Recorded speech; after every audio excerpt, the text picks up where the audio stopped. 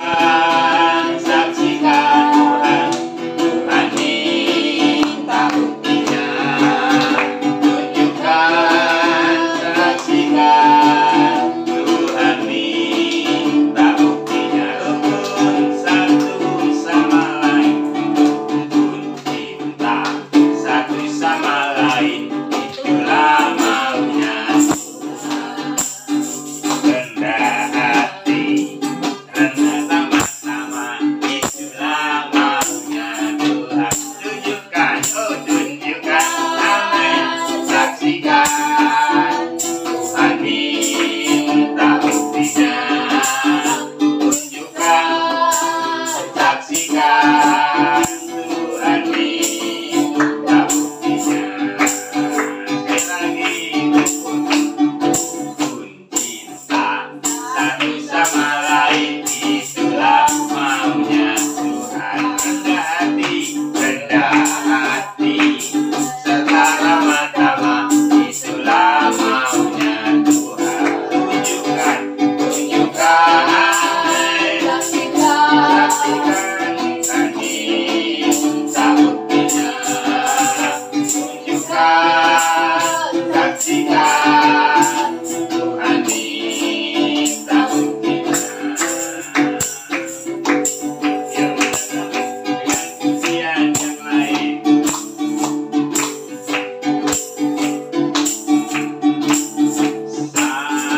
Saya cinta Yesus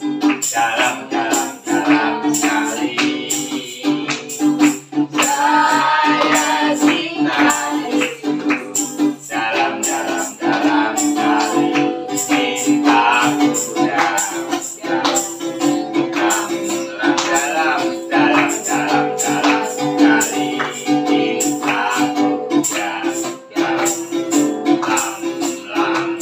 Cintaku dalam sekali.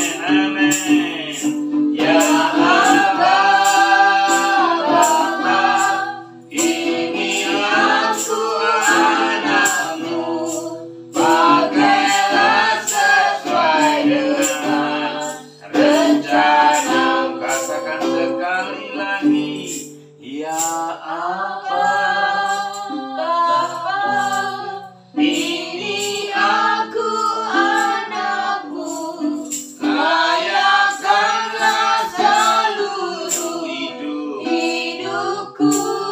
Amin, layakkan kami ya Bapa, Bapa, ini aku anakmu, pakailah sesuai dengan rencanamu, pakailah sesuai dengan rencanamu, pakailah sesuai dengan rencanamu.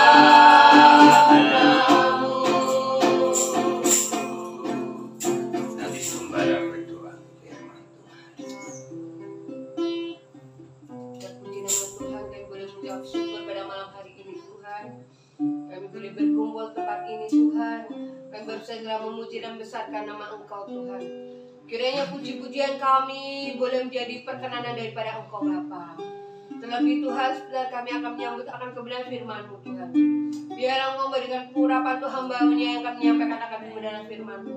Biar firman-Mu boleh menjadi kekuatan baru bagi kami semuanya Tuhan. Amin. Iman kami boleh semakin bertumbuh kuat di dalam Engkau Tuhan. Meskipun banyak pergumulan, semakin banyak masalah yang terjadi dalam kehidupan kami Tuhan. Kami boleh semakin melekat kepada Engkau Tuhan. Dan kami boleh yakin dan percaya akan kuasa Tuhan bekerja atas hidup kami masing-masing Tuhan. Terima kasih Tuhan Yesus, kami akan menyebutkan kebenaran firman-Mu. Dan kami sudah berdoa dan mengucap syukur. Haleluya.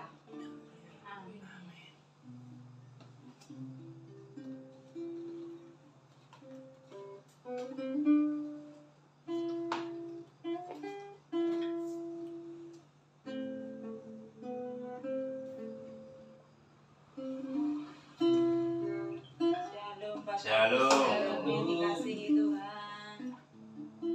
Pak Hendro, tolong dicek nih sudah benar kan?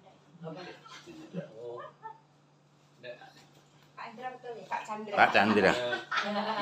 Haleluya. Pak Hendro. Ralf Hendro ada. Ini Jakarta. Oh iya deh. Iya, ngono dipanggil Pak Hendro menang ae. Chandra. Oh Chandra. Chandra. Yesus, maaf ya Pak Hendro ya. Pak Chandra. Chandra.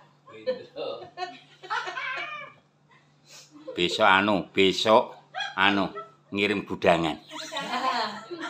Haleluya.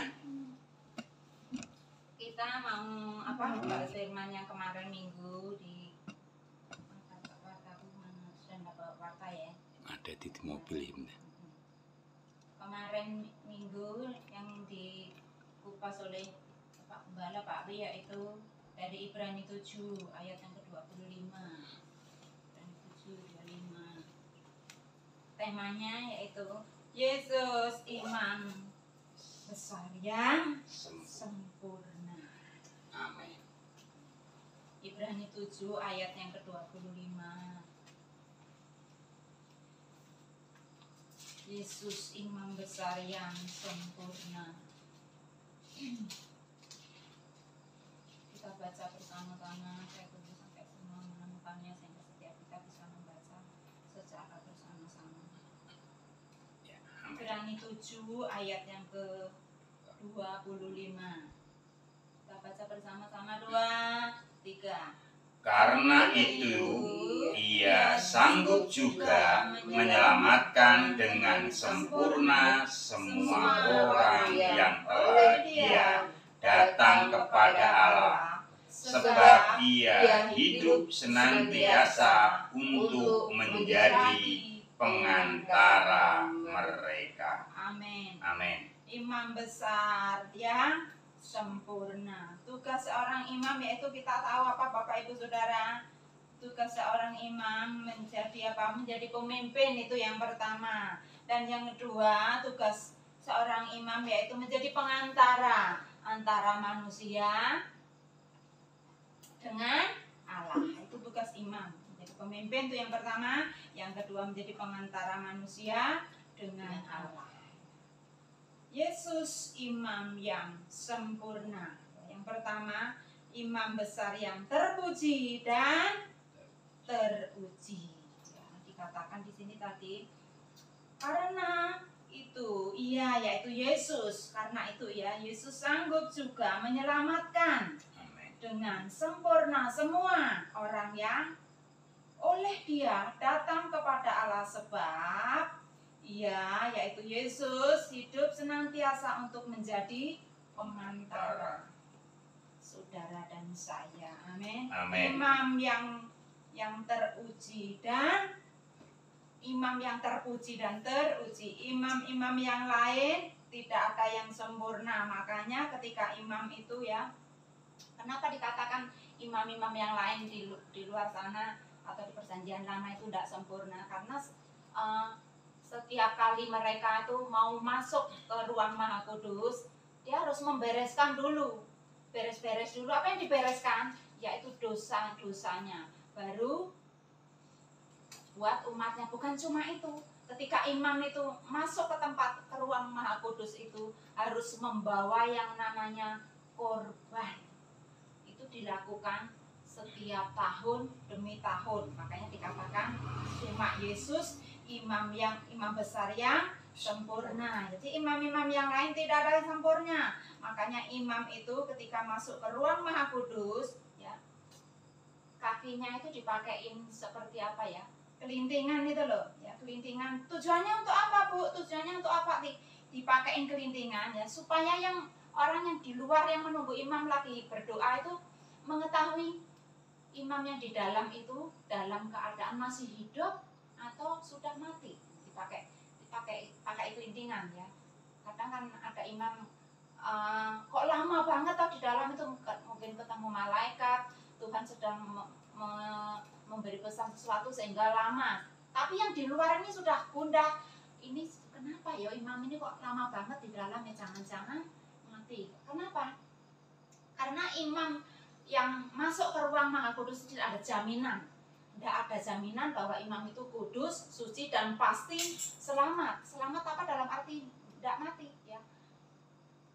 Makanya dipakein yang namanya kelintingan itu apa seperti kelincingan. Jadi ketika yang di luar itu goyang-goyang narik kelintingan itu masih respon enggak? Yang di dalam itu kalau kelintingannya dibunyikan berarti imamnya itu masih dalam keadaan hidup.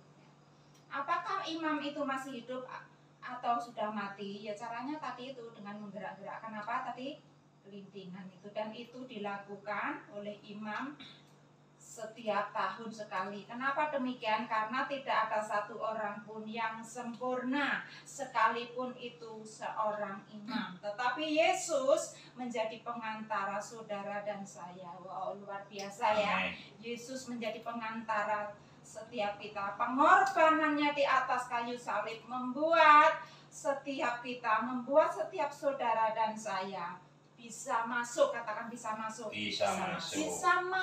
ke tempat kudus itu setiap saat, setiap waktu Kalau dulu kan setahun sekali, dan itu pun harus melalui lewat imam dan harus membawa korban persembahan darah binatang Tetapi melalui pengorbanan Yesus di atas kayu salib, darahnya tercurah. Yesus adalah pengantara, Yesus adalah imam yang sempurna buat saudara dan saya. Sehingga melalui pengorbanan Yesus yang imam adalah imam yang sempurna itu membawa saudara dan saya setiap saat, setiap waktu bisa masuk ke tempat ruang Maha Kudus. Haleluya. Makanya jangan sia-siakan kesempatan waktu yang sudah Tuhan berikan kepada setiap kita. Kapanpun, dimanapun, saat kita bekerja, di kantor, saat masak, kita bisa menikmati yang namanya ruang Maha Kudus. Ruang Maha Kudus itu di mana? Sekarang taruh di mana? Di sini. Ini adalah bait Tuhan. Ini adalah bait Tuhan. Kapanpun, setiap saat, setiap waktu, kita bisa menikmati yang namanya ruang Maha Kudus, karena saudara dan saya adalah bait Tuhan, bait Roh Kudus ada di mana? Ada di sini, ada di sini. Karena pengorbanan Yesus, engkau dan saya setiap saat, setiap waktu bisa menikmati yang namanya tempat Maha Kudus. Seperti pujian mengatakan, ku masuk ruang Maha Kudus dengan darah anak domba. Ku masuk dengan hati tulus, menyembah yang Maha Kuasa. Ku menyembahmu,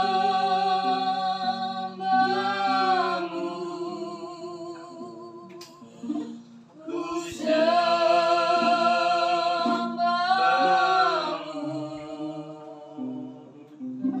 ku menyembahmu, ku sembahmu,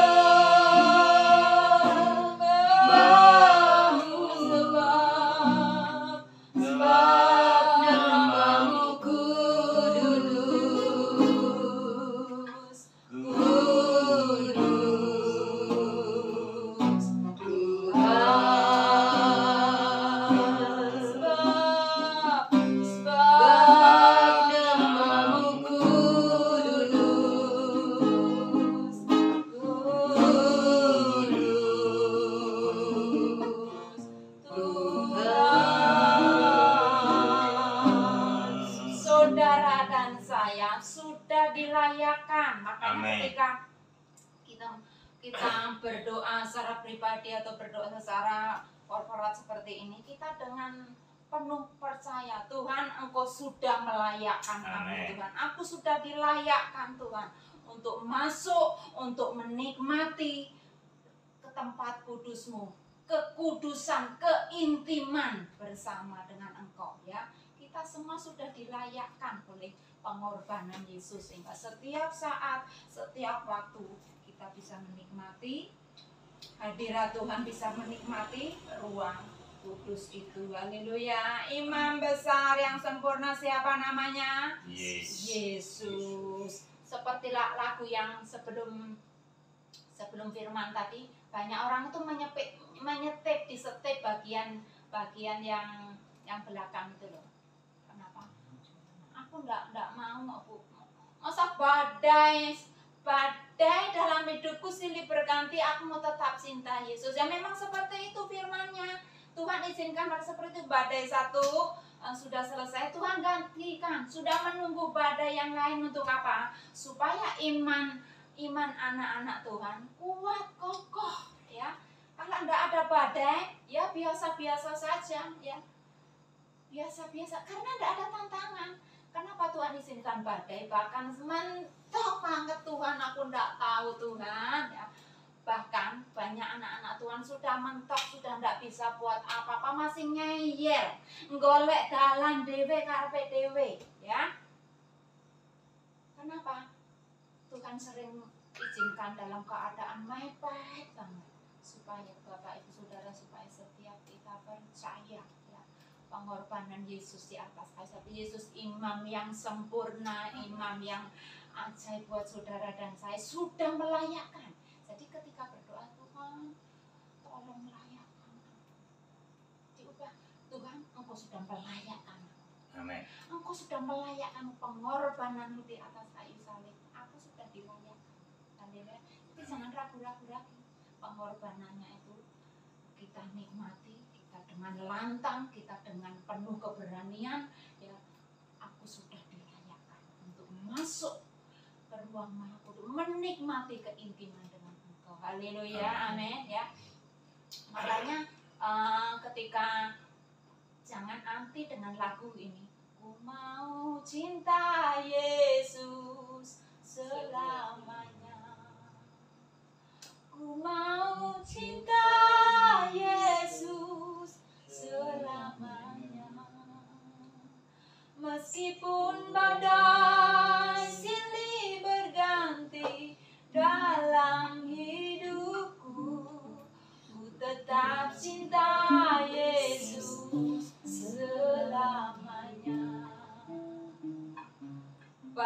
1 belum kelar, Tuhan kasih pada yang percayalah. Tuhan sudah mengukur, Tuhan sudah mengukur bahwa dilihat Tuhan, engkau dan saya pasti kuat ya, pasti mampu melewati badai kehidupan yang silih berganti itu.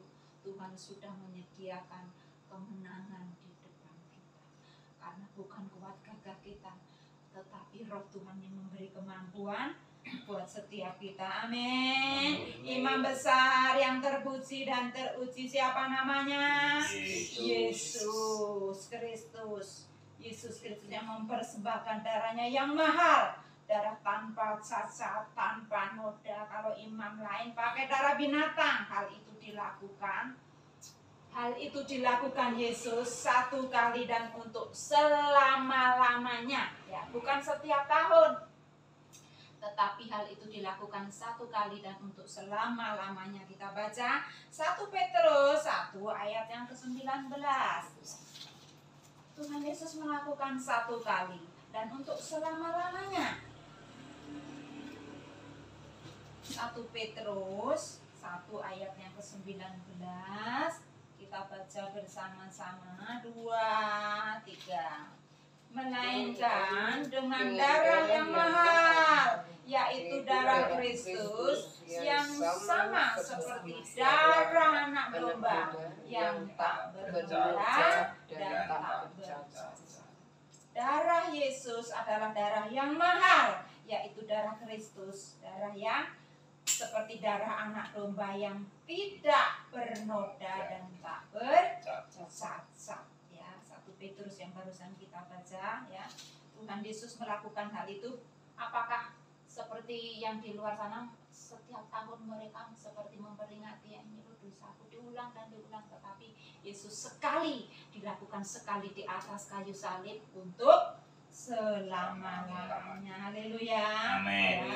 Selama Yesus ya di muka bumi ini, apakah Yesus tidak mengalami pencobaan, Bapak Ibu Saudara? Yesus sama mengalami penderitaan, mengalami pencobaan, karena 100% Yesus itu adalah manusia, 100% Yesus itu adalah Allah.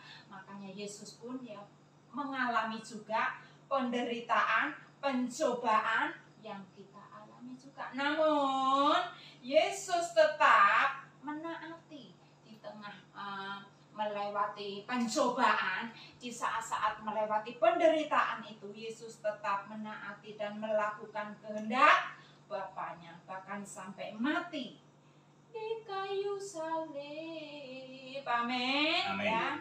Salibnya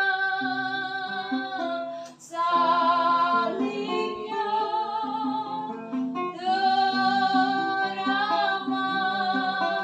mulia, dosaku disucikan oleh darah Yesus. Rasakan salibnya,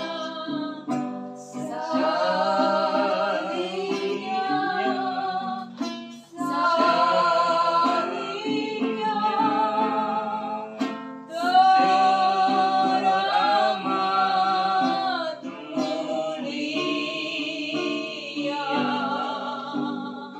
dosaku Disucikan oleh darah Yesus. Dosaku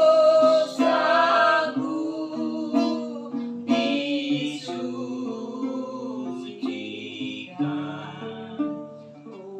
oleh darah Yesus. Dosa saudara dan saya disucikan melalui darah Yesus. Makanya ketika seringkali ya saat kita berdoa atau mungkin saat merenung, saat bekerja, seringkali yang namanya pendusta itu mengaum-ngaum ya, kamu tuh tidak layak ya, kamu tuh tidak layak ditolong ya, terlalu banyak kesalahanmu, terlalu banyak dosamu, kamu tidak layak. Wes lah, ora usah berdoa, sudahlah, tidak usah baca Alkitab segala, kamu tidak layak, percuma. Dipastikan itu suara siapa?